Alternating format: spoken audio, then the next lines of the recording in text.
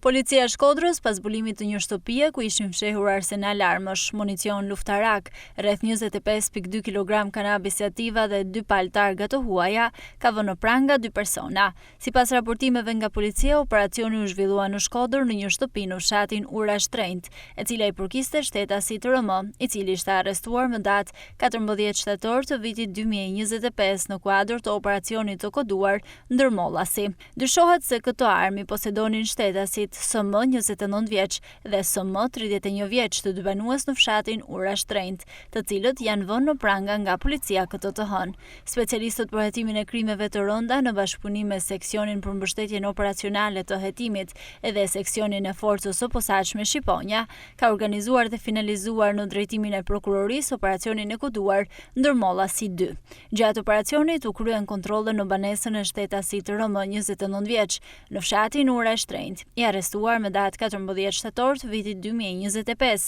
në kuadër të operacionit të koduar Ndërmollasi, ku u gjetën dhe u sekuestruan në cilësinë e provës materiale 11 armë zjarri, 5506 fishek luftarak, 7 krohëra armë zjarri automatik, 6 krohëra armë zjarri pushk, 35 metër fitil detonator, 25.2 kg lëndë dyshuar narkotike kanabis sativa, 2 palë targë të huaja, njëra e shtetit të Gjermanisë, tjetra e shtetit të Austrisë. Në vijim të veprimeve proceduriale për rastin, u arrestuan shtetasit SM 29 vjeç dhe SM 31 vjeç të dy banues në fshatin Ura e Shtrejnët, pasi nga hetimet e para dyshohet se janë posedues të tyre dhe bashkëpunëtor të shtetasit RM. Në drejtimin e prokurorisë vjen hetimi për dokumentimin e plotë të kësaj veprimtarie kriminale dhe identifikimin e shtetasve të tjerë që mund të jenë të përfshirë, thuhet në njoftimin e policisë. Materialet proceduriale u referuan prokurorisë së Shkodrës për veprime të mëtejshme.